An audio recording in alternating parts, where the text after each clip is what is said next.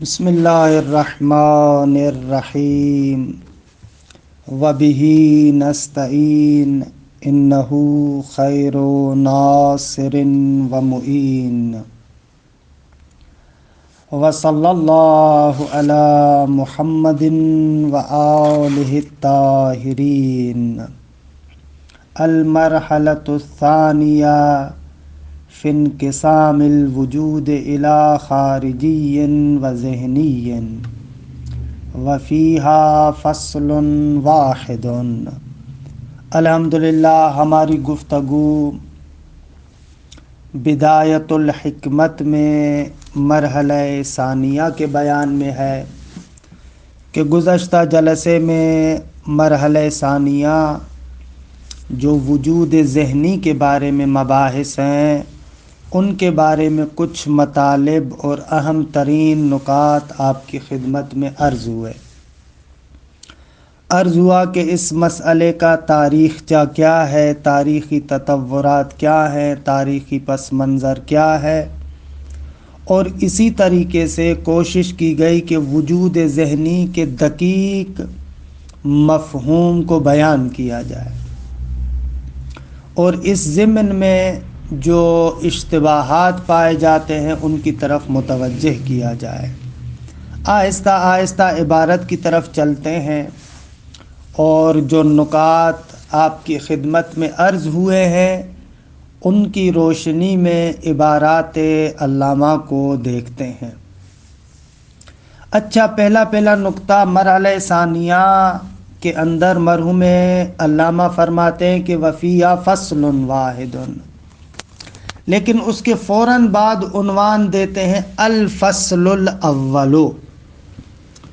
تو یہ جو عبارت ہے الفصل الاول یہ مشعر ہے، اس میں اشعار پایا جاتا ہے گویا کہ اس مرحلے میں الفصل الثانی اور الفصل الثالث وغیرہ بھی ہے، حالانکہ اس مرحلے میں ایک ہی فصل ہے۔ تو فیہا فصل واحد کے بعد الفصل الاول کہنا شاید یہ اتنا عنوان جالب نہیں ہے۔ اگر اس الفصل الاول کی جگہ پر کہہ دیتے فصل تو شاید بہتر تھا، جیسے کہ مرحوم علامہ نے یہی کام نہایہ میں کیا ہے۔ نہایہ میں جو آپ کی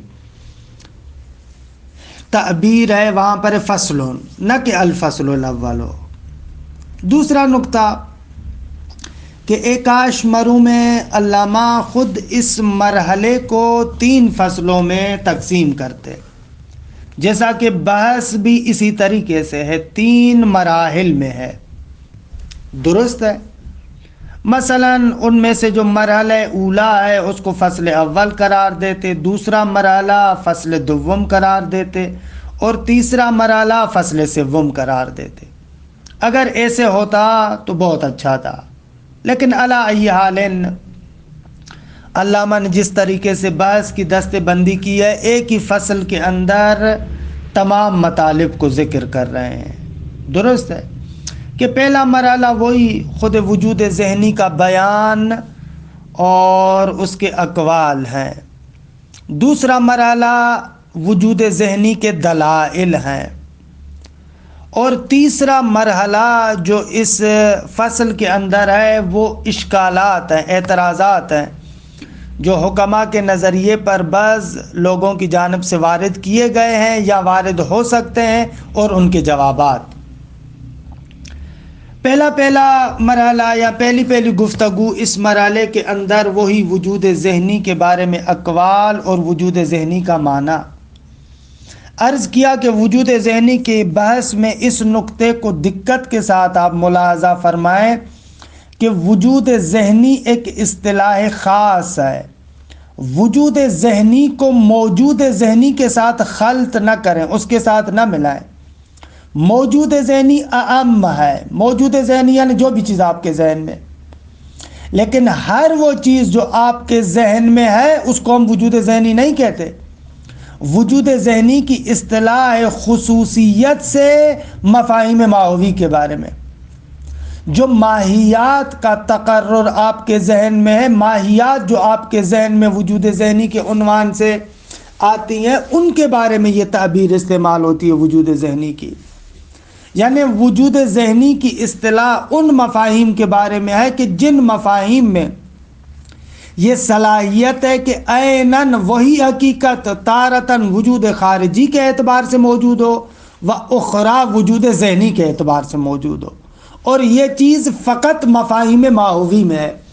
ماہیات کے اندر یہ صلاحیت ہے کہ عیناً وہی حقیقت خارج میں بھی ہے اور عیناً وہی حقیقت وجود ذہنی کے طور پر بھی موجود ہو سکتی ہے. فرق فقط اتنا ہے کہ ماہیت اگر وجود خارجی کی شکل میں ہو تو اس پر آثار خارجی مترتب ہوتے ہیں، اگر ماہیت وجود ذہنی کی شکل میں ہو تو اس کے وہ آثار خارجی ظاہر نہیں ہوتے، لیکن وہی حقیقت ماہیت وہاں پر محفوظ ہے. کہ بہرحال یہ مطالب میں کل بیان کر چکا تھا، اب عبارت کو پڑھتا ہوں.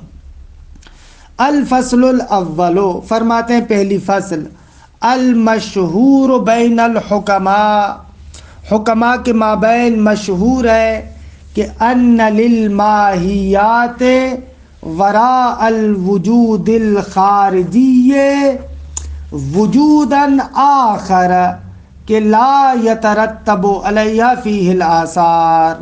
اللہ درمیان میں بریکٹ ہے اس کو چھوڑتے ہوئے کہ دیکھیں عبارت علامہ کے اندر صراحت موجود ہے کہ وجود ذہنی کو گرہ لگاتے ہیں کس کے ساتھ؟ ماہیات کے ساتھ.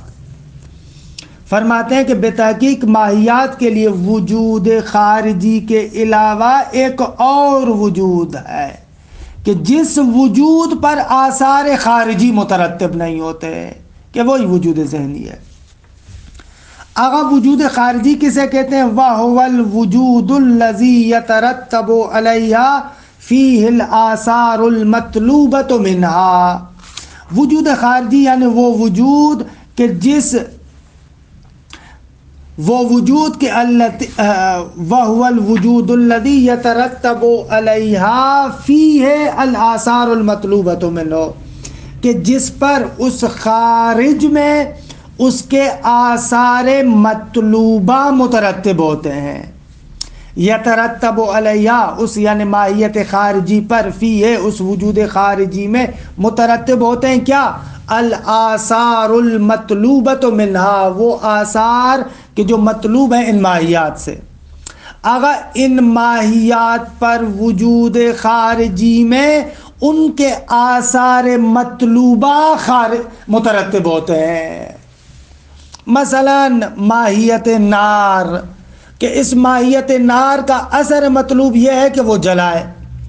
اب یہ جو اثر مطلوب ماہیت نار ہے، اس ماہیت نار پر خارج میں مترتب ہوتا ہے.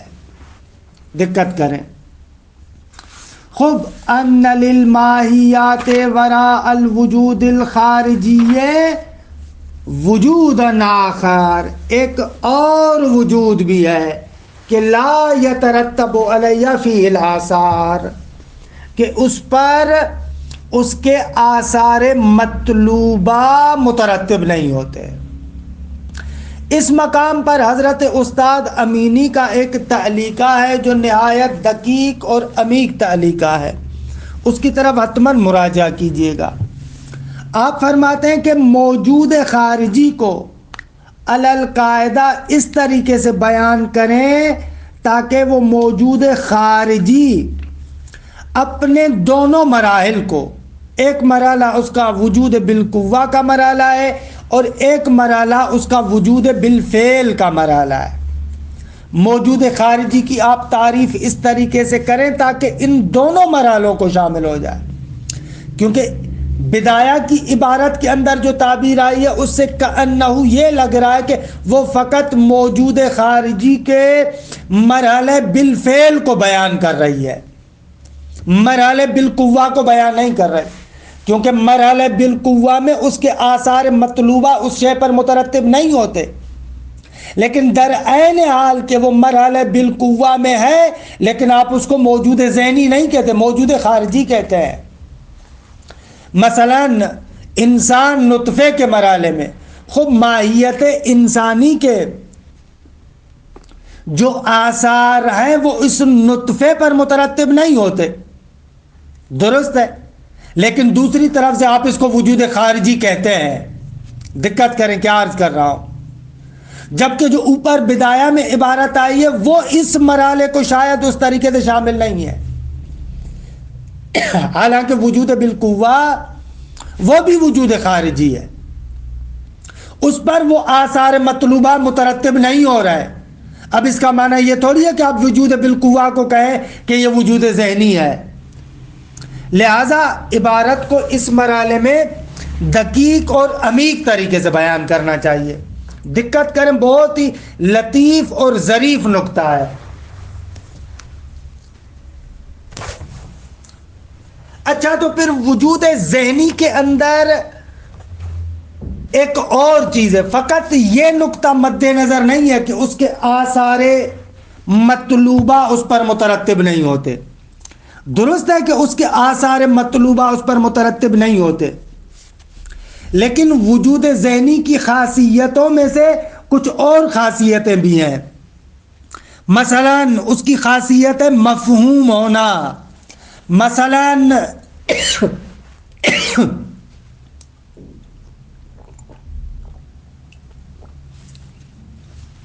وجود ذہنی کی خاصیت یہ ہے کہ وجود ذہنی حکایت کرتا ہے، حاکویت، حکایت کا جو عنصر ہے وہ اس وجود ذہنی کے اندر مد نظر ہے، جبکہ وجود بالقوہ میں یہ چیزیں مد نظر نہیں ہیں۔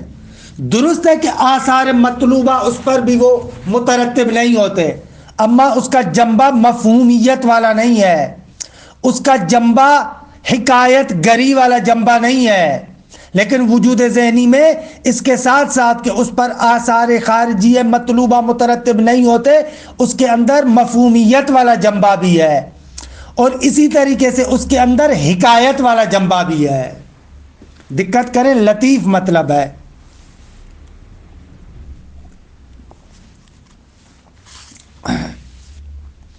اچھا، بس پہلا مطلب یہ ہوا کہ ان للمائیات وراء الوجود الخارجی وجودا آخر، کہ دیکھیں صراحت ہے عبارت میں، وضاحت ہے کہ وجود ذہنی کو علامہ گرہ لگا رہے ماہیات کے ساتھ۔ بعض حضرات یہاں پر آ کر ایسے اعتراض کرتے ہیں کہ گویا کہ یہ بحث اصالت ماہیت کے رسوبات میں سے ہے۔ گزشتہ جلسے میں عرض کیا کہ نہ، ایسے بالکل نہیں ہے، اصل نقطہ لینا چاہیے۔ خوب، ان ماہیات کے لیے وجود خارجی کے علاوہ ایک اور وجود بھی ہے کہ جس وجود میں ان ماہیات پر ان کے آثار مطلوبہ مترتب نہیں ہوتے، وَيُسَمَّى وُجُودًا ذہنیًا، اس کو وجود ذہنی کہتے ہیں، نہ موجود ذہنی۔ دوسرے جو مفاہیم ہیں جیسے مفہوم وجود ہے، معقولات ثانیہ ہیں، وہ موجود فی الذہن ہے، لیکن ان کو آپ وجود ذہنی نہیں کہتے۔ اچھا، اسی نقطے کی خود وضاحت کرتے مرحوم علامہ کہ کیسے ایک ماہیت پر، ایک وجود کے اندر اس کے آثار خارجیہ بروز کرتے، اما دوسرے مرحلے کے وجود میں اس پر اس کے آثار خارجیہ مترتب نہیں ہوتے اور آثار خارجیہ بروز نہیں کرتے۔ مثلا فَالْإِنسَانُ الْمَوْجُودُ فِي الْخَارِجِ، اگر ماہیت انسان، یہ جو انسان خارج میں موجود ہے، قائم لا فی موضوع، اس کا ایک اثر یہ ہے کہ یہ جوہر ہے، کسی موضوع میں نہیں ہے، قائم ہے لیکن کسی موضوع میں نہیں ہے۔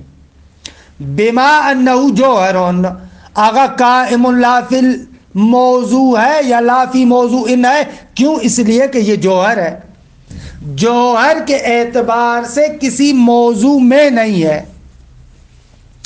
وَيَسِعُ أَن يُفْرَزَ فِيهِ أَبْعَادٌ ثَلَاثَةٌ، فرماتے ہیں کہ ممکن ہے کہ آپ اس کے اندر 3 بعد فرض کر سکتے ہیں.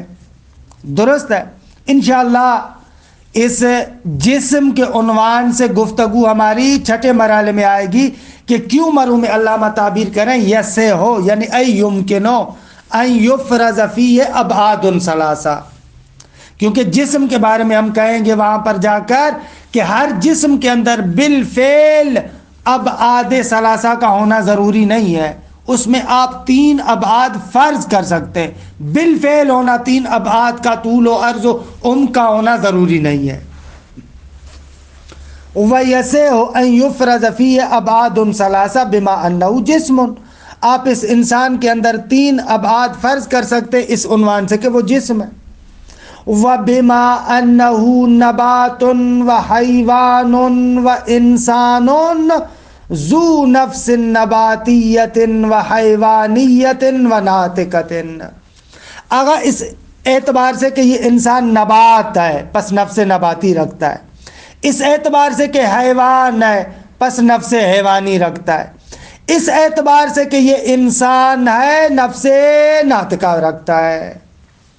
وَيَظْهَرُ مَعَهُ آثَارُ هَذِهِ الْأَجْنَاسِ وَالْفُصُولِ وَخَوَاصِّهَا، اب اس انسان موجود فی الخارج کے ساتھ اس کے ان اجناس و فصول و خواص کے آثار ظاہر ہوتے ہیں.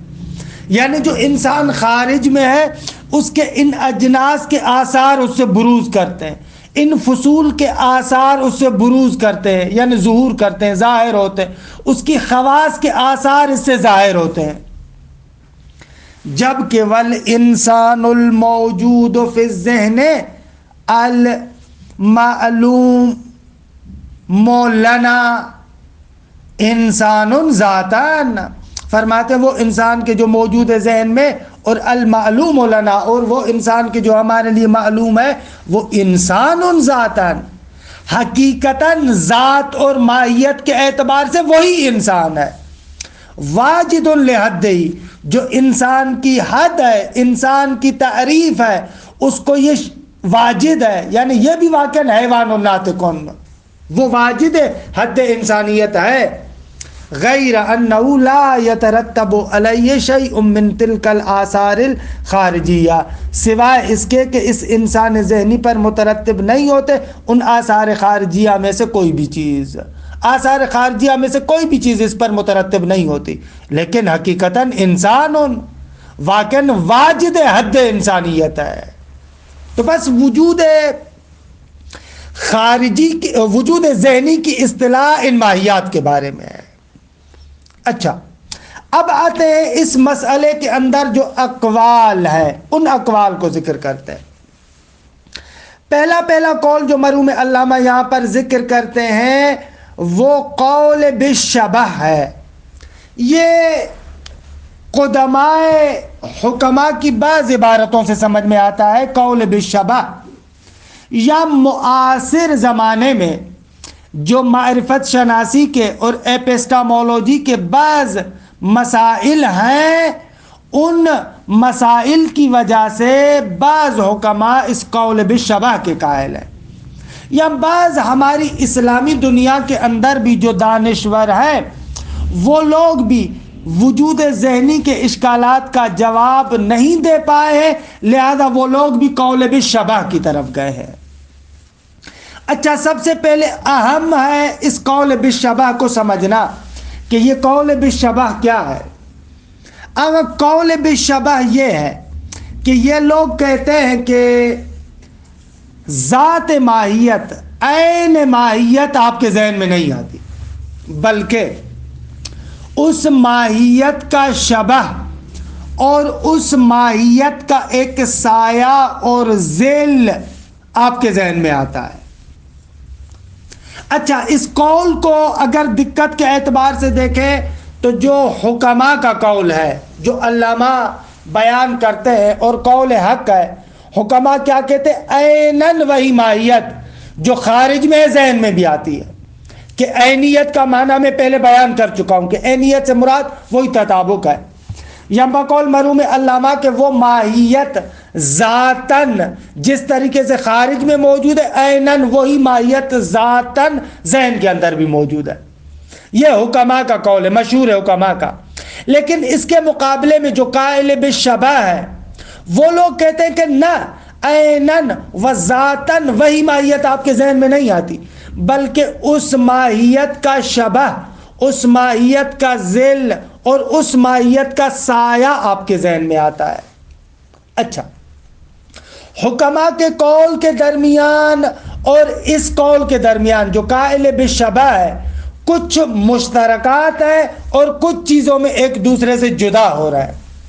مثلا دونوں قولوں کے اعتبار سے نقطہ مشترک یہ ہے کہ دونوں اقوال علم کو اور اس وجود ذہنی کو عرض قرار دیتے ہیں۔ عرض یعنی وہی کیف نفسانی۔ یہ لوگ کہتے ہیں کہ یہ جو وجود ذہنی ہے ایک کیف نفسانی ہے۔ اچھا، کیف کے بارے میں انشاءاللہ گفتگو ہم اعراض کے بحث میں کریں گے۔ حالانکہ جن دوستوں کو اس کیف کا معنی آتا ہے ان کے لیے تو روشن ہے، حالانکہ جن کو نہیں آتا وہ انشاءاللہ انتظار کریں، فعلاً ہماری باتیں سن لے، انشاءاللہ وہ مرحلہ آئے گا تو وہاں پر گفتگو کریں گے۔ دونوں اقوال اس بات کو مانتے ہیں کہ آغا وجود ذہنی میں ایک عرض ہے، ایک کیف نفسانی ہے جو انسان کے نفس کے ساتھ قائم ہے۔ یعنی دوسرے لفظوں میں یہ جو قائل بالشبہ ہے وہ موجود ذہنی کے قائل ہیں۔ وہ لوگ اس بات کو مانتے ہیں کہ ذہن میں ایک چیز موجود ہے، موجود ذہنی کے قائل ہے، لیکن اس موجود ذہنی کے بارے میں کہتے ہیں یہ موجود ذہنی عیناً وہی ماہیت نہیں ہے، عیناً ذاتاً وہی چیز نہیں ہے، بلکہ اس شے کے ساتھ شباہت رکھنے والا ایک شبہ اور ایک سایہ آپ کے ذہن میں ہے۔ اچھا، پس نقطہ مشترک کیا ہوا؟ نقطہ مشترک یہ ہوا کہ جو قائل بالشبہ ہے وہ کہتے ہیں کہ ماہیات کا شبہ، ماہیات کا سایہ آپ کے ذہن میں آتا ہے، یعنی ایک عرض ہے، یعنی ایک کیف نفسانی ہے جو آپ کے ذہن کے اندر موجود ہے۔ اور مشہور حکماء کے نزدیک وجود ذہنی کے بارے میں یہی ہے کہ وہ عرض ہے اور کیف نفسانی ہے۔ یہاں تک دونوں اقوال مشہور حکماء اور جو قائل بالشبہ ہے مشترک ہے، لیکن دونوں میں فرق اس نقطے میں آتا ہے کہ مشہور حکماء کہتے ہیں ذاتن و عینن ماہیت جو خارج کے اندر موجود ہے عینن وہی آپ کے ذہن میں آتی ہے، لیکن قول بالشبہ کہتا ہے کہ نہ، ذاتن و عینن وہی ماہیت آپ کے ذہن میں نہیں آتی، بلکہ اس سے ملتا جلتا ایک شبہ اور ایک سایہ آپ کے ذہن میں آتا ہے۔ مثلا جس طریقے سے مرحوم علامہ کہتے ہیں کہ اس کی مثال ایسے ہے جیسے آپ فرض کریں کہ ایک گھوڑے کی نقاشی بنائی جائے۔ خب وہ جو آپ نقاشی اور صورت بناتے ہیں، اب یہ نقاشی اور صورت من جہتن اس گھوڑے کی حکایت کر رہی ہے، مشابہ ہے اس کے، لیکن عیناً وہی حقیقت و ماہیت فرس جو خارج میں موجود ہے یہ نقاشی تھوڑی ہے۔ اسی طریقے سے یہ قول بالشبہ ہے۔ اچھا، یہ قول بالشبہ، اس قول بالشبہ پر جو نقد ہے معمولاً 3 طرح کے نقد اس پر بیان کرتے ہیں، اور پھر ایک اور چوتھا نقد بھی ہے کہ جو استاد امینی نژاد بیان کرتے ہیں۔ دقت کیجیے گا، یہ نقطہ بہت ہی اہم ہے۔ پہلا نقد جو اس قول بالشبہ پر کیا جاتا ہے، مثلا جو آپ کو مرحوم ملا صدرہ کے آثار میں، اسفار وغیرہ میں ملے گا، وہ نقد یہ ہے کہ ملا صدرہ کہتے ہیں وہ ادلہ جو وجود ذہنی کو اس بات کرتے ہیں اور وہ ادلہ جو ثابت کرتے ہیں کہ مفاہیم ماہوی ماہیات خارجیہ کے ساتھ عینیت رکھتے ہیں، وہ ادلہ جو وجود ذہنی کو اس بات کرتے ہیں، وہی ادلہ اس قول بالشبہ کو رد کرتے ہیں، کیونکہ ان ادلہ کے ذریعے سے جب ثابت ہو جائے وجود ذہنی اور ہم لوگ ثابت کر لیں کہ وہ مفاہیم ماہوی جو آپ کے ذہن میں موجود ہے عیناً وہی ہے جو خارج میں موجود ہے، تو قہراً قول بالشبہ خود بخود رد ہو جائے گا، کیونکہ قول بالشبہ عینیت کی نفی کر رہا ہے، اس کو رد کر رہا ہے۔ جب عینیت کی نفی کر رہا ہے اور دوسری جانب سے ہمارے پاس ادلہ ہے جو عینیت کو اس بات کر رہا ہے، وجود ذہنی کو اس بات کر رہا ہے، قہراً یہ جو نفی کر رہا ہے قول بالشبہ خود بخود رد ہو جائے گا۔ یہ پہلا نقد کہ جو ملا صدرہ کے آثار میں آیا ہے۔ اچھا، یہ نقد اس بات پر موقوف ہے کہ ہم لوگ ان ادلہ کو دیکھیں، واقعاً ان ادلہ کے ذریعے سے واقعاً وجود ذہنی اس معنی میں کہ جو ماہیات ذہنیہ ہے وہ عینیت رکھتی ہیں ماہیات خارجی کے ساتھ، آیا ادلہ واقعاً اس نقطے کو ثابت کر رہے ہیں یا نہیں؟ ان ادلہ کو دیکھیں گے، اگر ان ادلہ کے ساتھ یہ مطلب ثابت ہو گیا، ان ادلہ سے یہ مطلب ثابت ہو گیا تو قول بالشبہ خود بخود رد ہو جائے گا، لیکن اگر ان ادلہ کے ساتھ عینیت ثابت نہ ہو تو قول بالشبہ نقد نہیں ہوگا، اس کا رد نہیں ہوگا۔ اور متاسفانہ ہم جب ادلہ وجود ذہنی میں آئیں گے تو وہاں پر آپ کو بیان کریں گے کہ متاسفانہ وہ جو معمولاً ادلہ ذکر کرتے شاید ان ادلہ کے ذریعے سے وجود ذہنی کا یہ جو مدعا بیان کیا جا رہا ہے، یہ والا مدعا جو عینیت کو بیان کرتا ہو شاید ثابت نہ ہوتا ہو۔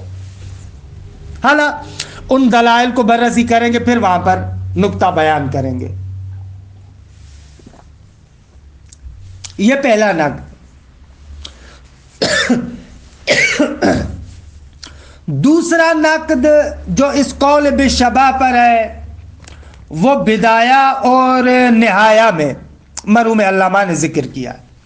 اس بدایہ میں بھی وہی نقطہ نقد ہے کہ جس کو ابھی بیان کرتے ہیں، اور نہایہ میں بھی ہے کہ یہ نقد در حقیقت مرحوم حاجی سبزواری کا نقد ہے کہ جو انہوں نے خود شرح منظومہ میں جلد دوم میں صفحہ نمبر 131 میں شرح منظومہ کے حاشیے میں ذکر کیا ہے کہ وہ نقد پھر مرحوم علامہ بدایہ اور نہایہ میں بھی ذکر کرتے ہیں۔ اچھا، یہ سارے مطالب میں آپ کو عرض کر دوں کہ استاد بزرگوار آغا امینی نژاد نے جو بدایہ پر تعلیقہ لگایا ہے وہاں پر یہ سارے مطالب انہوں نے ذکر کیے ہیں۔ ایسے سمجھے کہ گویا کہ میں ان کے تعلیقے کی تبیین کر رہا ہوں، توضیح دے رہا ہوں، اسی تعلیقے کو آپ کے سامنے بیان کر رہا ہوں۔ اچھا، جو مرحوم حاجی کا نقد ہے وہ نقد اس طریقے سے ہے، آغا اگر آپ کہیں کہ جو وجود ذہنی میں ماہیت آپ کے ذہن میں ہے اور جو خارج کے اندر موجود ہے، اگر آپ کہیں کہ عیناً وہی نہیں ہے، تطابق کو آپ رد کر دیں، خوب، اس کا مقصد یہ ہے کہ آپ نے ذہن اور عین کا یعنی ذہن اور خارج کا آپس میں رابطہ توڑ دیا۔ بھائی اگر آپ کہیں کہ جو وجود خارجی کے اعتبار سے ماہیت خارج میں موجود ہے عیناً وہی ماہیت آپ کے ذہن میں نہیں آ رہی، خوب، اس کا مقصد یہ ہے کہ آپ نے ذہن اور عین کا رابطہ آپس میں قطع کر دیا، توڑ دیا۔ اچھا، اگر رابطہ توڑ دیا تو کیا مصیبت لازم آئے گی؟ مرحوم علامہ فرماتے ہیں جیسا کہ مرحوم حاجی نے لکھا ہے، اس کی سب سے بڑی مصیبت یہ ہے کہ اس صورت میں سفسطہ لازم آئے گا۔ آغا ہم نے ابتدا میں آغاز بدایہ میں بدایہ کے مقدمے میں ذکر کیا کہ سفسطہ باطل ہے، لیکن اس قول کے اعتبار سے وہی سفسطہ لازم آ رہا ہے۔ آپ نے ذہن اور عین کا، ذہن اور خارج کا آپس میں رابطہ توڑ دیا۔ آپ کہتے ہیں عیناً وہی چیز ذہن میں نہیں آتی، اس کا شبہ آتا ہے، اس کا سایہ آتا ہے، وہ شبہ اور سایہ اس شیء خارجی کے ساتھ مشابہت رکھتا ہے، اما عیناً وہی چیز نہیں آئی. خوب یہ تو وہی سفسطہ ہے، اس کو کیسے آپ حل کریں گے؟ قہرن قول بالشبہ کا لازمہ وہی سفسطہ ہے. اور حالانکہ ہم نے بدایہ کے مقدمے میں ذکر کیا کہ وجداناً و علم حضوری کے اعتبار سے سفسطہ باطل ہے. یہ دوسرا نقد ہے جو اصل میں مرحوم حاجی کا ہے، جو بدایہ اور نہایہ میں علامہ نے بھی ذکر کیا ہے. لیکن اگر آپ دقت کریں، یہ جو نقد یہاں پر ذکر ہوا ہے، خود یہ نقد خود محل تردید اور اشکال ہے، کیونکہ جو قول بالشبہ کہ قائلین ہیں وہ حکماء پر ایراد اور اشکال کر سکتے ہیں. وہ لوگ پلٹ کر کہہ سکتے ہیں اگر آپ ہمارے اس قول بالشبہ کو نہیں مانتے، ہم پر اعتراض کرتے ہیں کہ اس بات کا لازمہ یہ ہے کہ سفسطہ لازم آئے گا، تو خوب مفاہیم ماہوی کے علاوہ جو آپ مفاہیم ثانویہ کے بارے میں بات کرتے ہیں، خوب مفاہیم ثانویہ میں آپ کیا کرتے ہیں؟ خوب مفاہیم ثانویہ میں آپ کہتے ہیں کہ عیناً وہ حقیقت خارجی آپ کے ذہن میں نہیں آتی، بلکہ اس کے وجہ من الوجوہ ایک وجہ آپ کے ذہن میں آتا ہے. عینیت کا تو آپ مفاہیم ماہوی کے علاوہ جو دوسرے معقولات ہیں ان میں آپ لوگ بھی انکار کرتے ہیں. یہ جو ہم نے آغاز میں ذکر کیا تھا کہ موجود ذہنی اور وجود ذہنی میں فرق ہے، آپ نے خود بیان کیا تھا وجود ذہنی میں عینیت برقرار ہے اور وہ مخصوص ہے مفاہیم ماہوی کے ساتھ، لیکن اس کے علاوہ جو دوسرے مفاہیم ہیں، مفہوم وجود، مفہوم علیت، مفہوم وحدت، یہ جتنے بھی مفاہیم ثانویہ ہیں ان کے بارے میں آپ عینیت کی بات تو نہیں کرتے. آپ کہتے ہیں کہ وجود کے وجہ من الوجوہ ایک آپ کے ذہن میں آتا ہے. خوب آپ وہاں پر کیا کرتے ہیں؟ خوب آپ کی بات کا لازمہ یہ ہوگا کہ مفاہیم ماہوی کے علاوہ جو اور مفاہیم ثانویہ ہے وہاں پر سفسطہ لازمہ ہے. خوب آپ کی بات کا لازمہ تو یہ نکلے گا اگر قول بالشبہ کے قائلین پلٹ کر علامہ سے اور دوسرے بزرگان سے یہ سوال کرے کہ بھائی آپ ہمیں کہہ رہے ہیں کہ آپ کی بات کا لازمہ سفسطہ ہے، تو ہم کہیں گے کہ اگر عینیت کی نفی کرنے سے سفسطہ لازم آتا ہے تو مفاہیم ثانویہ میں آپ بھی سفسطے میں پھنس رہے ہیں. آپ وہاں پر کیا جواب دیں گے؟ خب جو جواب آپ وہاں پر دیں گے وہ جواب یہاں پر بھی آئے گا. بس یہ دوسرا جو نقد ہے خب یہ محل تردید ہے. اس نقد میں تو ہمارے لیے بھی مسئلہ ہو رہا ہے، حالانکہ آپ خود مفاہیم ثانویہ کے بارے میں، معقولات ثانویہ کے بارے میں کہتے ہیں العلم بالوجہ وجہ من العلم. تو قائلین بالشبہ بھی کہہ سکتے ہیں اگر عینیت کو نہیں مانتے، لیکن بالآخر ایک مشابہت ہے، اس مشابہت کے اعتبار سے علم ہے، اور علم حصولی میں اتنا ہی علم آ سکتا ہے. علم حصولی میں، ذہنی علم میں فقط اتنا ہی علم آ سکتا ہے، العلم بالوجہ آ سکتا ہے، اما نہ عیناً وہی حقیقت ہمارے ذہن میں آئے وہ نہیں آ سکتی. خب یہ قائلین بالشبہ آپ پر ایراد کر سکتے ہیں، حالا فقط علم ہے اس اعتبار سے کہ اس کے ساتھ مشابہت رکھتا ہے، یہی کہ اس کے ساتھ مشابہت رکھتا ہے یہی کافی ہے، اتنا کافی ہے. بھلے اسی اعتبار سے ہم اس کو علم کہتے ہیں، سفسطے کی وادی سے باہر نکلتے ہیں. اگر عینیت کے انکار کرنے سے سفسطہ لازم آ رہا ہے تو مفاہیم ماہوی کے علاوہ دوسرے مفاہیم میں آپ بھی سفسطے میں گرفتار ہو رہے ہیں. اور اگر آپ ان جگہوں پر کہتے ہیں کہ ناغا العلم بالوجہ وجہ من العلم، مشابہت کفایت کرتی ہے، وجہ من العلم ہے، تو ہم بھی کہتے ہیں کہ یہ کفایت کرتا ہے. اب قائلین بالشبہ کے قول کو ذرا تھوڑا سا دقت کے ساتھ اور تعلیل کے ساتھ دیکھیں تو یہ مطالب ہے. یہ دوسرا نقد. ایک تیسرا نقد ہے جو خود نہایہ میں آیا ہے. تیسرا نقد نہایہ کے اندر ہے، صفحہ نمبر 35 پر. وہ ایک اور جہت سے ہے. وہ ہو سکتا ہے کہ یہ جو شبہیون کا قول ہے اس کا جواب ہو، اس پر ایک اور نقد ہے، وہ تھوڑا سا ظریف تر ہے. وہ نقد آگا اس طریقے سے ہے. مرحوم علامہ فرماتے ہیں آغایون قائلین بشبہ، جو قول بشبہ کے قائل ہیں، آپ کہتے ہیں کہ وہ شبہ من جہت مشابہ ہے. کس کے ساتھ؟ وجود خارجی کے ساتھ.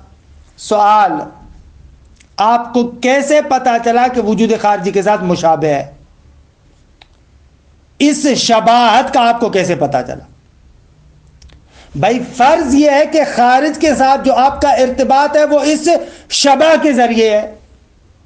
خوب اس شبہ کے علاوہ تو اس خارج کا آپ کے پاس علم نہیں آ رہا. خوب خارج کا علم فقط آپ کو شبہ کی صورت میں آ رہا ہے. آپ کیسے کہہ رہے ہیں کہ یہ شبہ اس کے ساتھ مشابہ ہے؟ کیونکہ اس واقعیت خارجی تک تو آپ کی رسائی نہیں ہے. آپ کی رسائی کا واحد ذریعہ یہ شبہ ہے. خوب اس شبہ کے ذریعے سے آپ اس کے ساتھ مرتبط ہو رہے ہیں. خوب اور شبہ کے بارے میں بھی کہہ رہے ہیں کہ عین انیست. تو خوب دیکھیں آپ کو کیسے پتا چلا کہ یہ اس کے مشابہ ہے؟ مشابہت کو کہاں سے لے آ رہا ہے؟ مشابہت کا آپ کو کیسے پتا چل رہا ہے؟ یہ ایک جدی اعتراض ہے واقعاً قائلین بشبہ پر. آپ کو مشابہت کا کیسے پتا چلا؟ بھائی مشابہت، کشف مشابہت، یہ جو آپ کہہ رہے ہیں کہ یہ شبہ اس واقعیت خارجی کے ساتھ مشابہت رکھتا ہے، خوب یہ بات اس بات پر متوقف ہے کہ آپ واقعیت خارجی تک دسترسی رکھتے ہو، آپ واقعیت خارجی تک پہنچتے ہو، تبھی آپ یہ بات کر سکتے ہیں. خوب جب آپ کی واقعیت خارجی تک دسترسی نہیں ہے اور واقعیت خارجی کے ساتھ آپ کا ارتباط فقط اور فقط اس شبہ کے ساتھ ہے، تو مشابہت کی کیسے بات کر رہے ہیں؟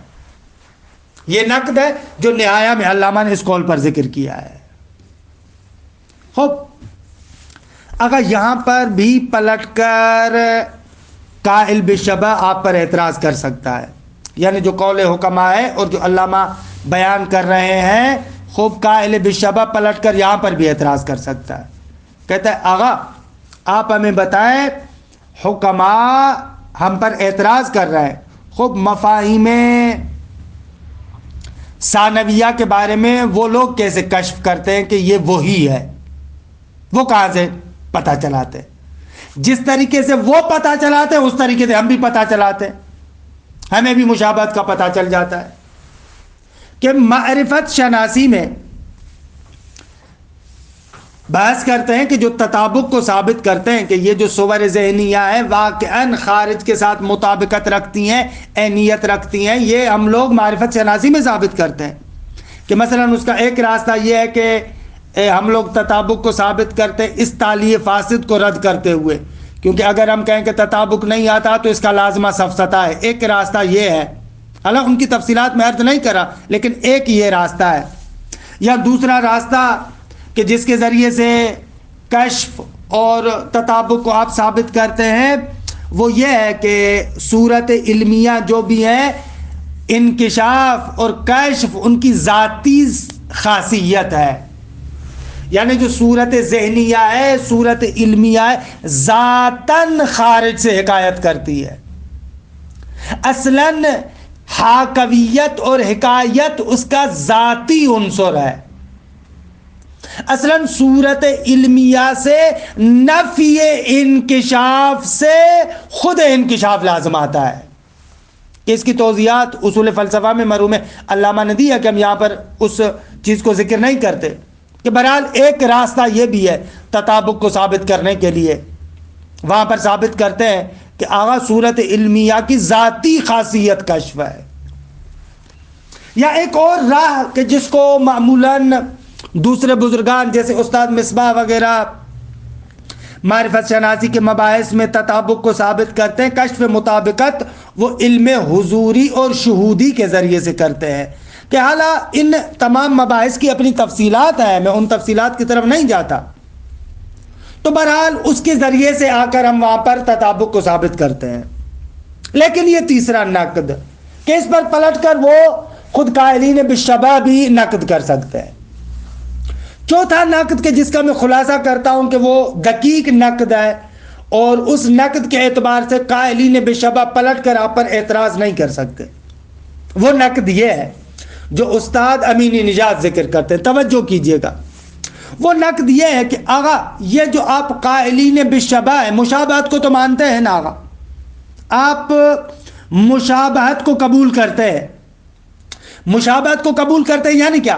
یعنی یہ جو صورت ذہنیہ ہے اور وہ جو واقع خارجی ہے، من جہتن بعض چیزوں کے اندر عینیت رکھتے ہیں، اگرچہ بعض چیزوں کے اندر اختلاف رکھتے ہیں، کیونکہ اس کشف مشابہت کو آپ کیسے کرتے ہیں، یعنی یہ مشابہت کو آپ کیسے کشف کر رہے ہیں؟ یہ جو آپ کہہ رہے ہیں مشابہ ہے، اس کے دقت کیجئے گا، بہت ہی دقیق اور لطیف نکتہ ہے۔ جیسے ہی آپ کہہ رہے ہیں نا کہ یہ شبہ ذہنی مشابہت رکھتا ہے اس خارج کے ساتھ، یعنی وہ جو مشابہت کی بات کر رہے ہیں نا، یعنی پس چند ایسے امور ہیں، کچھ ایسی چیزیں ہیں جو عیناً خارجی میں اور اس شبہ میں ایک جیسی ہیں، اگرچہ بعض اور چیزوں کے اندر ان میں اختلاف ہے، تبھی تو مشابہت کی بات کریں گے، وگرنہ آپ مشابہت کی بات نہیں کر سکتے۔ مشابہت کا قبول کرنا یہ در حقیقت اس نقطے کو ماننا ہے کہ بعض نقاط میں، بعض امور میں، اس صورت ذہنیہ میں اور اس صورت خارجیہ میں، اس شیء خارجی میں، واقعیت خارجی میں عینیت پائی جاتی ہے۔ آگا یہی کہ ان بعض امور میں عینیت کو قبول کر رہے ہیں، یہ وہی قول حکما ہے کہ یعنی آپ عینیت کو ولو ان کے ان بعض موارد میں آپ قبول کر رہے ہیں۔ خب آپ کی بات کا لازمہ یہ ہے کہ آپ اس حکما کی بات کو حد اقل اس بعض کے اعتبار سے قبول کر رہے ہیں، کیونکہ اگر آپ کہیں کہ نہ ان بعض امور میں عینیت نہیں ہے، فقط مشابہت ہے، تو سوال یہ کہ مشابہت کیسے ہے، کیسے پتہ چل رہا ہے مشابہت ہے؟ آیا اس مشابہت کے لیے آپ ایک اور مشابہت فرض کر رہے ہیں، پھر اس مشابہت کے لیے کوئی اور مشابہت فرض کریں گے؟ ایسے تو تسلسل لازم آئے گا۔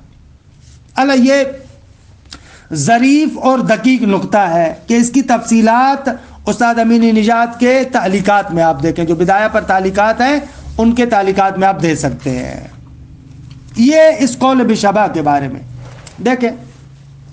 وَذَهَبَ بَعْضُهُمْ، اور بعض حکما گئے إِلَىٰ أَنَّ الْمَعْلُومَ لَنَا، فرماتے ہیں کہ وہ چیز جو ہمارے لیے معلوم ہے کہ المسمى بالموجود الذہنی، کہ جو موجود ذہنی کے نام سے ہے، کہ یہاں پر بھی ایک لطیف نکتہ ہے کہ کیوں تعبیر کر رہے ہیں علامہ موجود ذہنی، وجود ذہنی نہیں کہہ رہے، اس پر دقت کیجئے گا، یا استاد امین نژاد کے تعلیقے کی طرف رجوع کیجئے گا کہ یہ بعض حکما کہتے ہیں وہ چیز کہ جو ہمارے لیے معلوم ذہنی اور جس کو ہم موجود ذہنی کہتے ہیں۔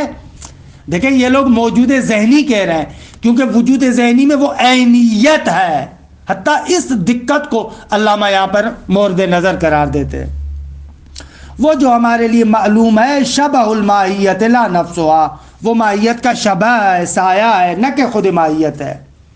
والمراد به ارزون، آگا اس شبہ سے مراد بھی وہ ارز ہے، وقیف قائم بالنفس، وہی کیف نفسانی ہے جو نفس انسانی کے ساتھ قائم ہے، کہ یہ وہی حکما کے درمیان اور قول بشبہ کے درمیان مشترکات کی بات ہے کہ دونوں کے اعتبار سے کیف نفسانی ہے اور ایک ارز ہے، لیکن یباینو المعلوم الخارجی فی ذاتہ، معلوم خارجی کے ساتھ مباینت رکھتا ہے اپنی ذات میں، وَيُشَابِهُ، مباینت رکھتا ہے ذاتاً لیکن اس کے مشابہ ہے، وَيَحْكِيهِ فی بعض خصوصیات ہی، اور اس موجود خارجی یا معلوم خارجی کی بعض خصوصیات میں حکایت کرتا ہے، اس کی بعض خصوصیات سے حکایت کرتا ہے۔ کصورت الفرس المنقوشت علی الجدار، جیسے وہ گھوڑے کی تصویر جو کسی دیوار پر بنائی گئی ہے، پینٹ کی گئی ہے، الحاکیت للفرس الخارجی، فرس خارجی کی حکایت کرتا ہے، درست ہے، وہ نقشہ وہ صورت حکایت کرتی ہے۔ خب یہاں تک یہ قول بشبہ، نقد علامہ کا یہ ہے، وَهَذَا فِي الْحَقِيقَةِ سَفْسَتَةٌ، فرماتے ہیں کہ یہ قول در حقیقت وہی سفسطہ ہے کیونکہ ذہن اور عین کے درمیان رابطے کو توڑ دیتا ہے۔ ینسد معها باب العلم بالخارج من اصلہ. خب اس صورت میں تو پھر آگا خارج کا علم اصلاً بنیاد سے ہی بند ہو جائے گا. خارج کے علم کا باب بنیاد سے ہی منہدم ہو جائے گا. آپ کو اصلاً پتہ ہی نہیں چلے گا کہ خارج کا علم بھی آپ کو حاصل ہو رہا ہے یا نہیں ہو رہا. خب یہ قول بالسفسطہ، اور اس کے بعد انشاءاللہ قول بالاضافہ ہے کہ جس کو انشاءاللہ آئندہ جلسے میں ذکر کریں گے. وصلی اللہ علی محمد و اہل بیتہ الطیبین الطاہرین.